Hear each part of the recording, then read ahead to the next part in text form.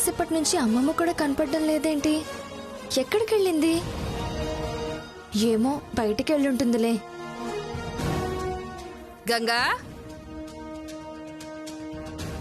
అమ్మమ్మ బయట నుంచి వస్తున్నావేంటి? ఎక్కడికి వెళ్ళావు? చెప్తాలే గాని మృదుల ఇంట్లో ఉందా? లేదు. ఏ అంటే ఇంకా ఇంటికి రాలేదన్నమాట. ఇంటికి రాలేదా? ఎవరు ఎప్పుడొస్తే నీకేంటి? ఎక్కడికి వెళ్తే నీకెందుకు? ఎంత చెప్పినా నువ్వు మారవా? రామకృష్ణ అంటూ ఒక మూలన పడుండక ఎందుకొచ్చిన కష్టమే నీకిది? ఏ కష్టం పడినా నీకోసమేనే. నువ్వే అర్థం చేసుకోవట్లేదు. నా వల్ల నువ్వేం కష్టపడక్కర్లేదు. నీ వల్ల కొత్త కష్టాలు రాకుండా ఉంటే అదే 10,000. నీకు ఇప్పుడు తెలీదే. ఏదో ఒక రోజు నీ కాపురానికి ఎసరు పెడతారు చూడు, అప్పుడు తెలుస్తుంది.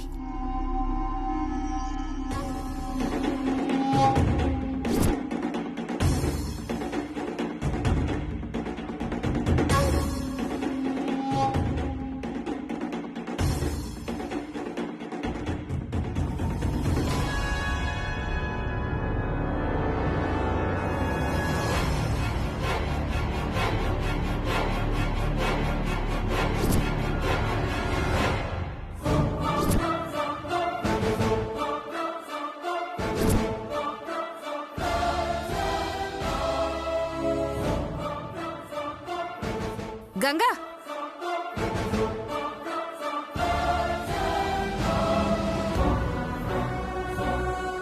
ఏమైంది? నా మొహం అయింది. నువ్వేది చెప్తే వినవు కదా. చూద్దు గన్రా, చూడు.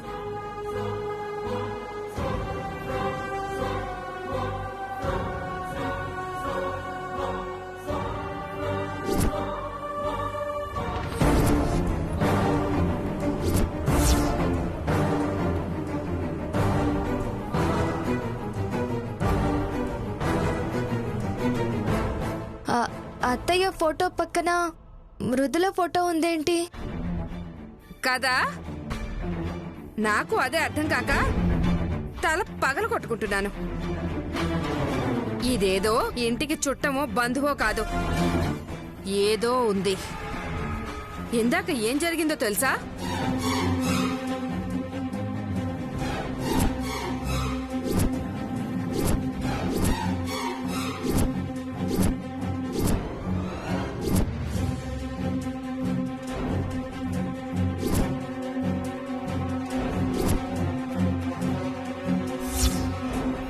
ఖచ్చితంగా ఏదో ఉంది.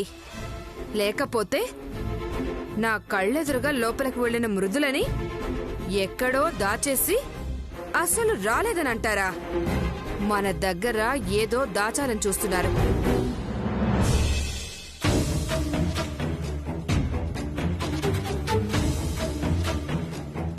అదిగో వచ్చింది. హే, ఇట్రా.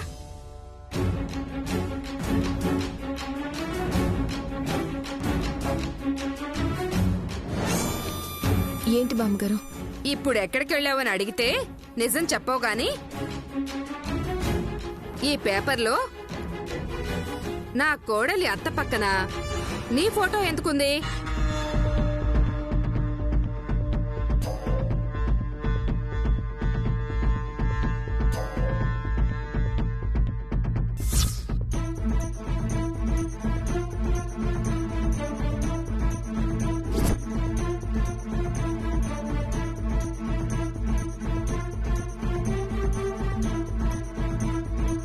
చూస్తావేంటి? చెప్పు. అసలు నువ్వెవరు? నీకు ఈ ఇంటికి సంబంధం ఏంటి? నీ ఫోటో బ్రాహ్మణిదేవి ఫోటో పక్కన ఎందుకేశారు?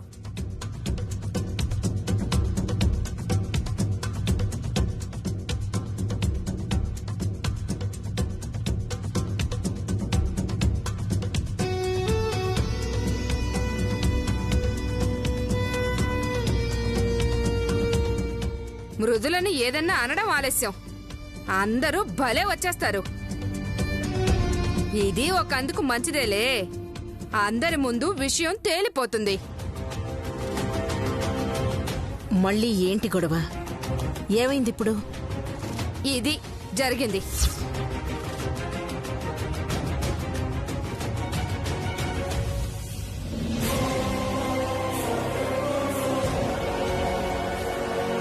చెప్పండి. ఏదో బంధువుల పిల్ల మొగుడు వచ్చేదాకా ఉంటుంది అని ఏదేదో కబుర్లు చెప్పారు కదా, ఇప్పుడు చెప్పండి. బ్రాహ్మణీదేవి పక్కన ఈ పిల్ల ఫోటో ఎందుకేశారు?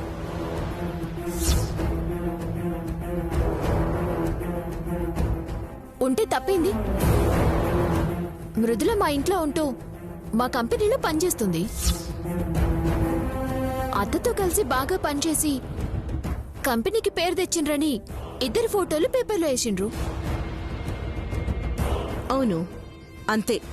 ఓహోహోహో, 100 మంది కంపెనీలో పనిచేస్తుంటే మృదుల ఫోటోనే ఎందుకు వేయాలి?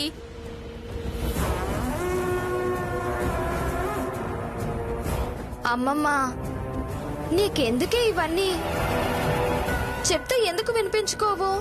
ముందు నేను చెప్పేది నువ్వు వినిపించుకోవే. పనోళ్ళు ఎంత పని చేసినా ఫోటోలు మాత్రం ఓనర్లవే పడతాయి.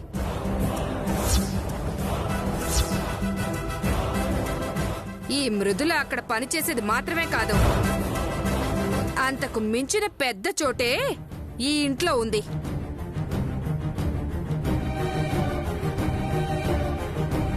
ఎందుకు పెద్దమ్మా ఏదేదో ఆలోచించి బుర్ర పాడు చేసుకుంటావు? ఈ ఇంట్లో వాళ్ళందరూ మంచివాళ్ళు, అందర్నీ బాగా చూసుకుంటారు. మంచివాళ్లకి మంచి చోటే ఇస్తారు.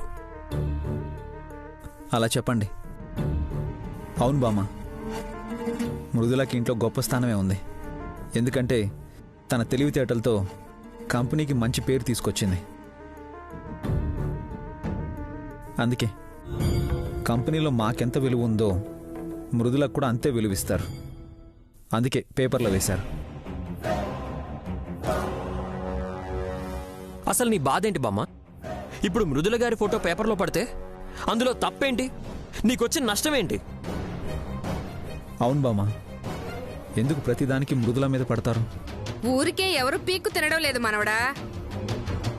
అయినా పని చేసుకునే దాని మీద కూడా ఎంత ప్రేమ ఎందుకో నాకు అర్థం కావట్లా. బామ్మ ఆపండి, ఊరికే ఎవరిని చులకం చేసి మాట్లాడకండి. అయినా మీ వయసుకి పెద్దరికానికి తగ్గ మాటలు కావాలి. ముందు మీరు వెళ్ళండి. ఎందుకే అమ్మమ్మ ఎవరు చెప్పినా వినిపించుకోవు? నీకు ఇవన్నీ అవసరమా? నా పరువు తీస్తున్నావు కదే, రావే. వదలవే. ఎందరెన్ని మాటలన్నా మళ్ళీ మళ్ళీ ఎందుకు చెప్తున్నానో అర్థం చేసుకో. ఇది సామాన్యమైంది కాదు, నీ కాపురానికి ఏసెట్టడానికే వచ్చింది.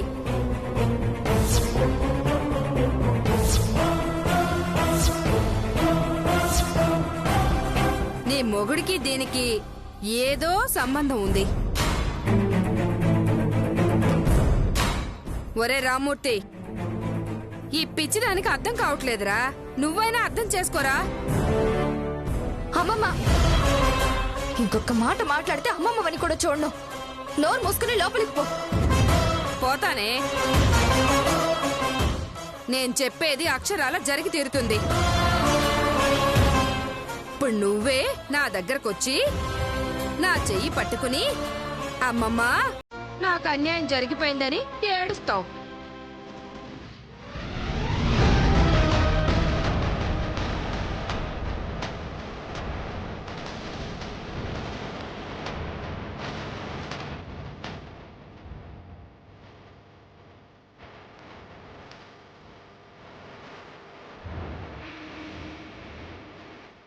అసలు ఏంటండి ఇది? నేను చేసిన సాయానికి మాకు దక్కిన ప్రతిఫలం ఇదా? ఒక్క క్షణం కూడా మనశ్శాంతి లేకుండా పోయింది.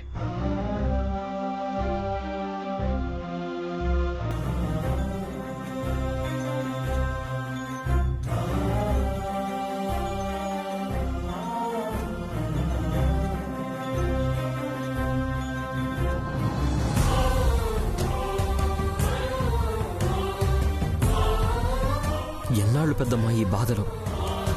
వదిన పరిస్థితి చూస్తుంటే గుండె తరుక్కుపోతుంది. ఏం తప్పు చేసిందని ఇన్ని మాటలు పడాలి? అవసరం లేదురా. ఇంకొక్క మాట కూడా పడే అవకాశం ఇవ్వను. ఈరోజు రేపు దీనికి పరిష్కారం దొరికి తీరుతుంది.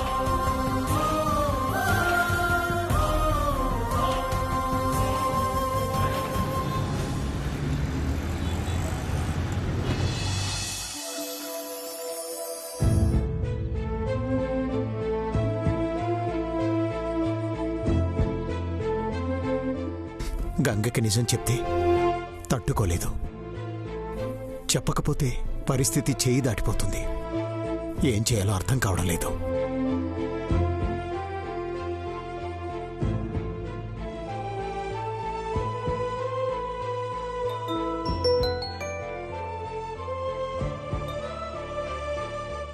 చెప్పు బాబు. ఏమండి, నేరుగా వచ్చి మాట్లాడదాం అనుకున్నాను, కానీ ఇంట్లో ఎవరితో ఏం మాట్లాడాలన్నా భయమే. ఎవరు వింటారో తెలియదు కదా, అందుకే ఫోన్ చేస్తున్నాను. పర్వాలేదు, చెప్పు బాబు. ఇంక చెప్పడాలు భరించడాలు మా వల్ల కాదు. రేపు పొద్దున్నే మీరు గంగని తీసుకెళ్ళిపోండి. బాబు, గంగ పరిస్థితి తెలుసు కదా నీకు. ఏం కాదండి, ఇప్పుడు తన ఆరోగ్యం బాగానే ఉంది. చెప్తే తట్టుకోగలదు. ఒకవేళ తట్టుకోలేదనే భయం ఏదైనా ఉంటే ఏదో ఒకటి చెప్పి ముందు ఇక్కడి నుంచి తీసుకెళ్ళిపోండి.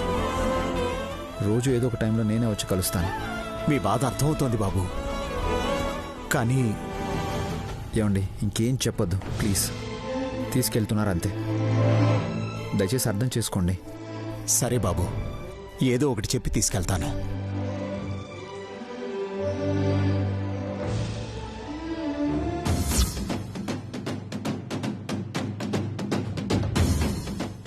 ఎవరితోరా ఫోన్లో మాట్లాడుతున్నావు?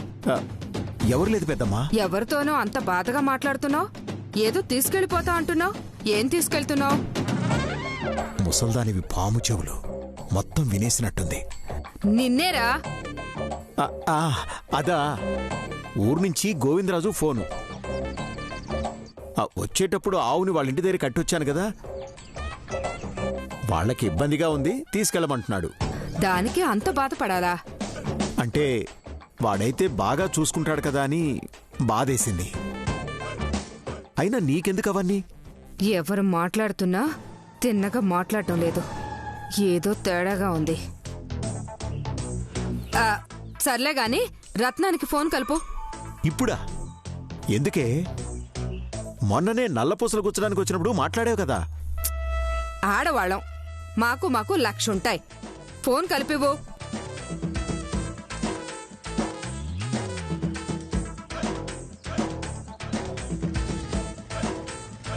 చాలాసేపు మాట్లాడే పనుందిలే, నువ్వెళ్ళు.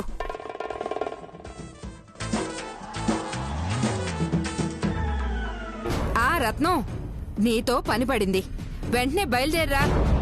మొన్ననే నల్లపూసలంటే బయలుదేరి వచ్చాను కదా పెద్దమ్మా. ఈసారి శోభనం. పెళ్ళై 2 ఏళ్లయింది.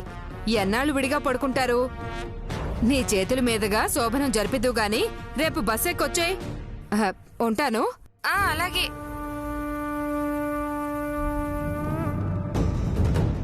తొందరగా శోభనం జరిగిపోవాలి. పిల్లాడో పుట్టాలి. అప్పుడు నా మనవరాలి జీవితానికి ఏ ఢోకా ఉండదు.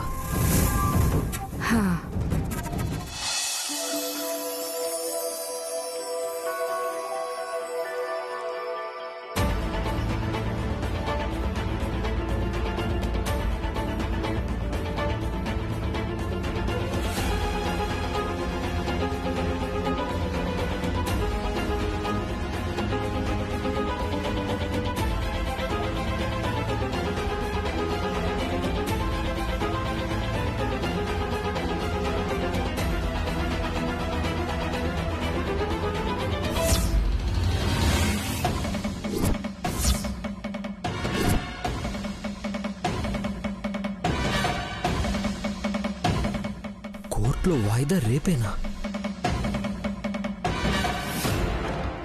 రేపేనా వాయిదా? అవును, జడ్జి గారు ఇచ్చిన గడువు అయిపోయింది కదా. ఇంకా నేనే గుర్తు చేద్దాం అనుకున్నా, నువ్వే చేసినా. ఎంత కూల్గా చెప్తున్నావు మానసి. అంటే విడిపోదామని డిసైడ్ అయిపోయావా? అసలు నీకేం అనిపించట్లేదా? ఏమనిపిస్తుంది? అయినా ఇప్పుడు డిసైడ్ అయ్యేదేంది? ముందు డిసైడ్ అయినాకనే కోర్టుకు పోయినాం కదా. రేపటిదాకే ఏదైనా. కోర్టు నుంచి బయటకు వచ్చినాక ఎవరి దారి వాళ్ళది. పిచ్చి పిచ్చి పట్టింది నీకు. విడిపోవడం అంటే అంత సరదాగా ఉందా ఏంటి? ఎవరి దారి వాళ్ళదా? ఏ దారిలో పోతావు? నాకిష్టం వచ్చిన దారిలో పోతా, లేదా గోదాట్లో దూకుతా. నీకేంది? నువ్వేం చేస్తావని నేను ఎప్పుడైనా అడిగినా? లేదు కదా. అట్లనే నీ పని నువ్వు చూసుకో. మనసే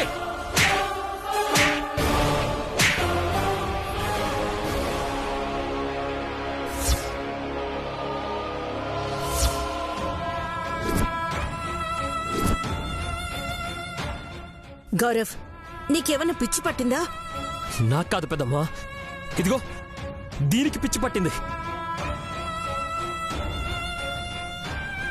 అప్పుడెప్పుడో విడాకులని మొదలుపెట్టి ఇంకా అదే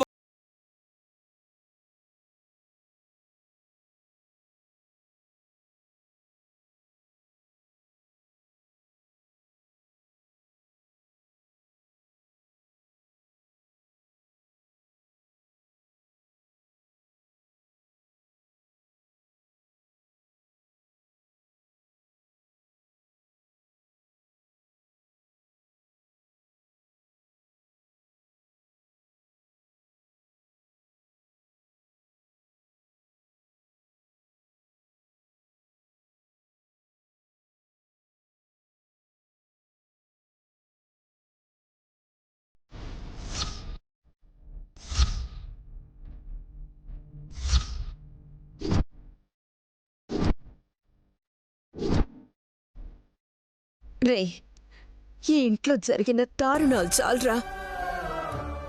ఇంకా ఏది తట్టుకునే ఓపిక లేదు. నాకు ఓపిక చచ్చిపోయింది పెద్దమ్మ. ఇంకా నా వల్ల కాదు. కోర్టుకి వెళ్ళము అని ఒక్క మాట చెప్పమను చాలు. తనతో మాట్లాడదాం గౌరవ్. నువ్వు తొందరపడకు. మాన్సి ప్లీజ్ చెప్పు. చూస్తావేంటే, చెప్పు.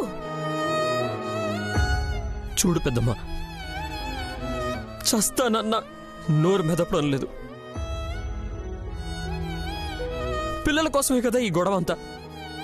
ఇప్పుడు పిల్లలు కూడా వద్దంటున్నా, అయినా విడాకులే కావాలంటోంది.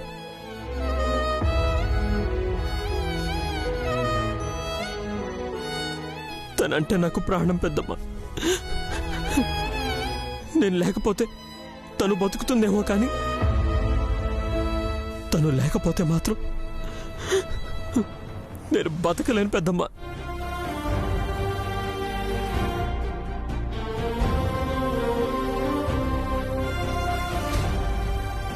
పిచ్చాడా, నువ్వంటే నాకు ఇంకా ప్రాణం రా.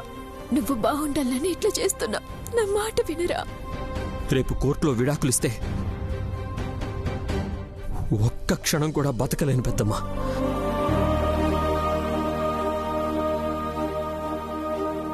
ఆ నరకం అనుభవిస్తూ చచ్చే బదులు ముందే చావడం మంచిది. గౌరవ్, నీకు దండం పెడతారా, అలా మాట్లాడుకో. నువ్వురా. మానసి, పిల్లలు వద్దంటే ఒప్పుకుంటున్నాడు కదా. ఇంకేం కావాలే నీకు? ఏమీ వద్దు.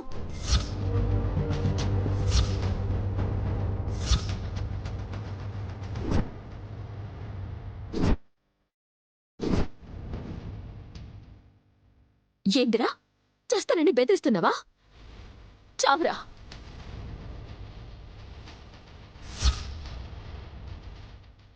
నువ్వు చావడానికి ఒక్క క్షణం ముందైనా నేను చేస్తాను గాని నా నిర్ణయం మాత్రం మార్చుకోను. ఏ,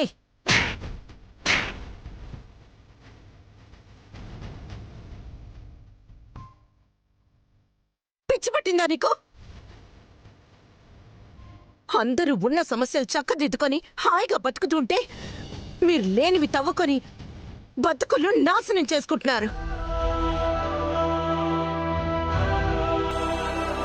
పెద్దమ్మా చూసావా కళ్ళల్లో నీళ్ళు ఎలా వస్తున్నాయో? నేను చస్తానంటే నాకన్నా ముందే చచ్చిపోతుందంట. నేనంటే ఇష్టం ప్రేమ లేకపోతే ఎందుకు చేస్తానంటోంది.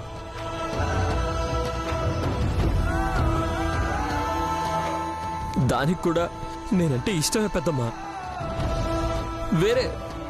వేరే కారణం ఉంది, అదేంటో చెప్పడం లేదు.